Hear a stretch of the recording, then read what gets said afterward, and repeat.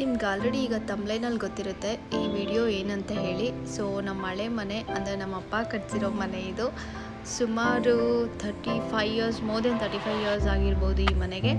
And ಈ ಮನೆ ನೋಡೋಕೆ ಏನಪ್ಪ ಇಷ್ಟು ಚೆನ್ನಾಗಿದೆ, ಡೆಮೊಲಿಷನ್ ಮಾಡಿಸಿದ್ದೀರಾ ಅಂತ ಕೇಳಬೇಡಿ. ಏಕೆಂದರೆ ಇದನ್ನು ಜಸ್ಟ್ ರಿನೋವೇಷನ್ ಮಾಡಿಸ್ಕೊಂಡು ನಾವು ಸ್ವಲ್ಪ ಚೆನ್ನಾಗಿ ಇಟ್ಕೊಂಡಿದ್ವಿ ಅಷ್ಟೇ, ಪೇಂಟ್ ಗಿಂಟೆಲ್ಲ ಹೊಡ್ಕೊಂಡು. ಬಟ್ ಇದು ತುಂಬಾ ಪ್ರಾಬ್ಲಮ್ಸ್ ಇತ್ತು. ಆ್ಯಂಡ್ ಏನಪ್ಪ ಅಂತ ಅಂದರೆ ಪ್ರೈವಸಿ ಇರಲಿಲ್ಲ, ಹಾಗಾಗಿ ಇದನ್ನು ಡೆಮೊಲಿಷನ್ ಮಾಡಿಸಿದ್ವಿ. ಆ್ಯಂಡ್ ಇವಾಗ ನಾವು ಚಿಕ್ಕದಾಗಿ ಹೋಮ್ ಟೂರ್ ಮಾಡುವ. Hello everyone, welcome back to my YouTube channel. ಇನ್ನು ಯಾರೆಲ್ಲ ನನ್ನ ಯೂಟ್ಯೂಬ್ ಚಾನಲ್ ಸಬ್ಸ್ಕ್ರೈಬ್ ಮಾಡಿಲ್ಲ, ಪ್ಲೀಸ್ ಸಬ್ಸ್ಕ್ರೈಬ್ ಮಾಡಿ ಅಂತ ಹೇಳ್ತಾ ವಿಡಿಯೋ ಸ್ಟಾರ್ಟ್ ಮಾಡುವ. ಗೈಸ್, ಇದು ಬಂದು ಲಿವಿಂಗ್ ಏರಿಯಾ. ಆ್ಯಕ್ಚುಲಿ ತುಂಬ ಮೆಸ್ಸಿ ಆಗಿದೆ. ನಮಗೆ ಟೈಮ್ ಇರಲಿಲ್ಲ, ಫಸ್ಟೇ ವಿಡಿಯೋ ಮಾಡಬೇಕಾಗಿತ್ತು.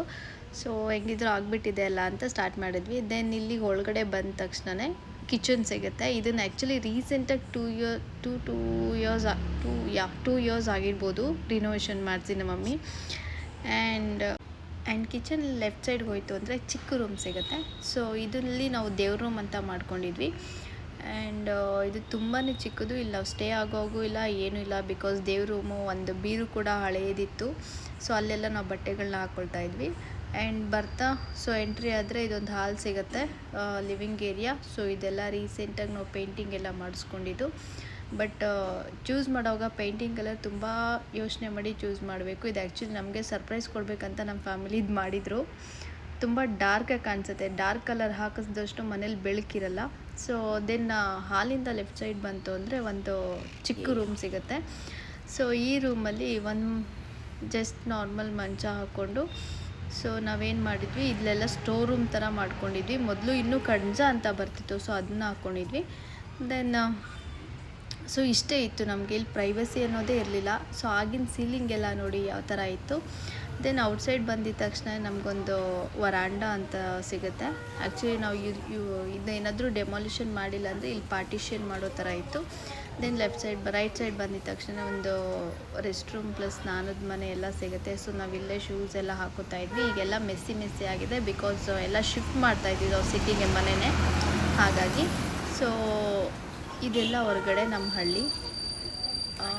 ದೆನ್ ಪಕ್ಕದಲ್ಲಿ ಹೋಯಿತು ಅಂದರೆ ನಮ್ಮ ಸೈಡ್ ಸಿಗುತ್ತೆ. ಸೊ ಇಲ್ಲೆಲ್ಲ ದಟ್ ಪ್ಲ್ಯಾನ್ಸ್ಗಳನ್ನೆಲ್ಲ ಹಾಕ್ಕೊಂಡಿದ್ರು. ಇಲ್ಲಿ ನಮ್ಮ ಅಕ್ಕನ ಮಕ್ಕಳು, ನಾವೆಲ್ಲ ಕೆಲಸ ಮಾಡ್ತಾರೆ, ಇವರು ಆರಾಮಾಗಿ ಟೈಮ್ ಪಾಸ್ ಮಾಡ್ತಿದ್ದಾರೆ.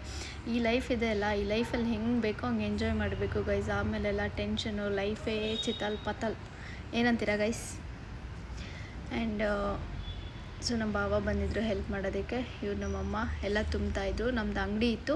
ಸೊ ಆ ರೆಸ್ಟ್ ರೂಮ್ ಏರಿಯಾ ಆಗಿದ್ದು ಲೆಫ್ಟಲ್ಲಿ ನಮ್ಮದು ಅಂಗಡಿ ಇತ್ತು. ಇದು ನಮ್ಮ ಅಪ್ಪನ ಕಾಲದಿಂದನೂ ಇದೆ. ಸೊ ನಮ್ಮಮ್ಮ ಕಂಟಿನ್ಯೂ ಮಾಡಿದ್ರು ಅದನ್ನು.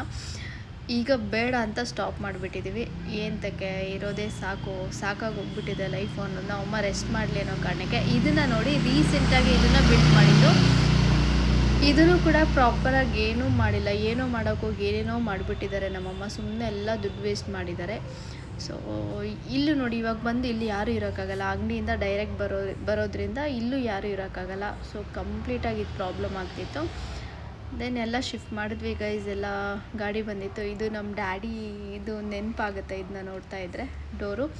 ಸೊ ಇದನ್ನು ಆಗಿನ ಕಾಲದಲ್ಲಿ ಮಾಡಿಸಿ ಇಷ್ಟು ದಪ್ಪ ಕೊಟ್ಟಿದ್ರು. ಈಗ ನಾವು ಇದನ್ನು ಖರ್ಚು ಮಾಡೋಕ್ಕೆ ಇಷ್ಟು ಯೋಚನೆ ಮಾಡ್ತೀವಿ. ಆ ಫೀಲ್ಡಲ್ಲಿ ಇರೋರಿಗೆ ಅದ್ರ ವ್ಯಾಲ್ಯೂ ಗೊತ್ತಿರುತ್ತೆ ಅಂತ ನನಗನ್ಸುತ್ತೆ.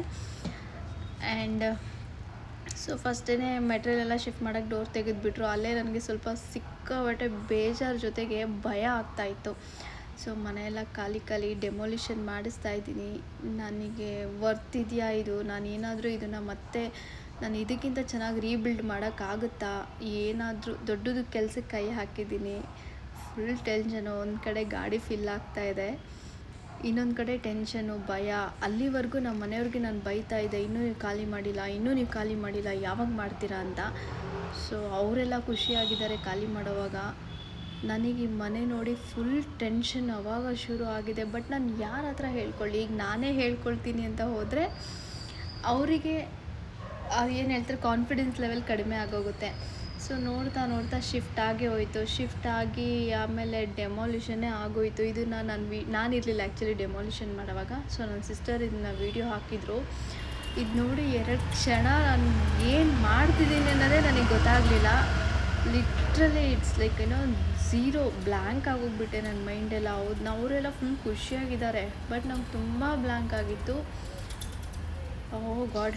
ಬಟ್ ನಮ್ಮ ಫ್ಯಾಮಿಲಿಗೆಲ್ಲ ಏನೋ ಒಂದು ಧೈರ್ಯ, ಹೊಸ ಮನೆ ಬರುತ್ತೆ ಅಂತ. ಆ್ಯಂಡ್ ನಮ್ಮೂರಲ್ಲೆಲ್ಲ ಲೈಕು ಇನ್ಯಾವ ಥರ ಕಟ್ತಾರೆ, ಇಂಥ ಮನೆ ಕೆಡವಿದ್ದಾರೆ ಅನ್ನೋ ಥರ ಅವರು. ನನಗೇನು ಮಾಡಬೇಕಂತಲೇ ಗೊತ್ತಿಲ್ಲ. ಸೊ ಕೊನೆಗೆ ಆಯಿತು, ಡಿಸಿಷನ್ ತೊಗೊಂಡೆ, ಆಗಿದೆ, ಏನೂ ಮಾಡೋಕ್ಕಾಗಲ್ಲ. ಆಗ ನನ್ನ ಕೈಲಿ ಲಿಟ್ರಲಿ 3 ಲ್ಯಾಕ್ ಅಷ್ಟೇ ಇದ್ದಿದ್ದು. ಸೊ ನಮ್ಮಮ್ಮ ಸ್ವಲ್ಪ ಹೆಲ್ಪ್ ಮಾಡೋದು, ಇನ್ನು ಮಿಕ್ಕಿದ್ದೆಲ್ಲ ಗೈಸ್ ಅಯ್ಯೋ ಗಾಡ್, ಅದು ನಂಗೆ ಹೇಳೋಕ್ಕಾಗ್ತಾಯಿಲ್ಲ, ಅಷ್ಟು ಟೆನ್ಷನ್ ಪ್ರೆಷರೈಸ್ ಇತ್ತಾಗ ನನಗೆ. ಸೊ ಅದನ್ನು ದೇವಿ ಕೈ ಮುಕ್ಕೊಂಡು ಸ್ಟಾರ್ಟ್ ಮಾಡಿದೆ. ಸೊ ಸ್ಟಾರ್ಟಿಂಗ್ ಚೆನ್ನಾಗೇ ಆಯಿತು. ದೆನ್ ನೋಡ್ತಾ ಭೂಮಿ ಪೂಜೆ ಆಯಿತು. ಭೂಮಿ ಪೂಜೆ ಆಗಿದ್ದ ದಿನವೇ ಸೇಮ್ ಡೇನೇ ವರ್ಕೆ ಸ್ಟಾರ್ಟ್ ಮಾಡಿಬಿಟ್ರು ಅವರು. ಎಲ್ಲ ಮಾಡಿಕೊಂಡ್ರು. ನನಗೇನೋ ಒಂದು ಪಾಸಿಟಿವ್ ವೈಬ್ ಬರ್ತಾಯಿತ್ತು, ಚೆನ್ನಾಗಿದೆ ಅನ್ನೋ ಥರನೇ ಅನ್ನಿಸ್ತಾಯಿತ್ತು. ವರ್ಕು ಸ್ಮೂತಾಗಿ ಸ್ಟಾರ್ಟ್ ಆಯಿತು ಅಂತಲೇ.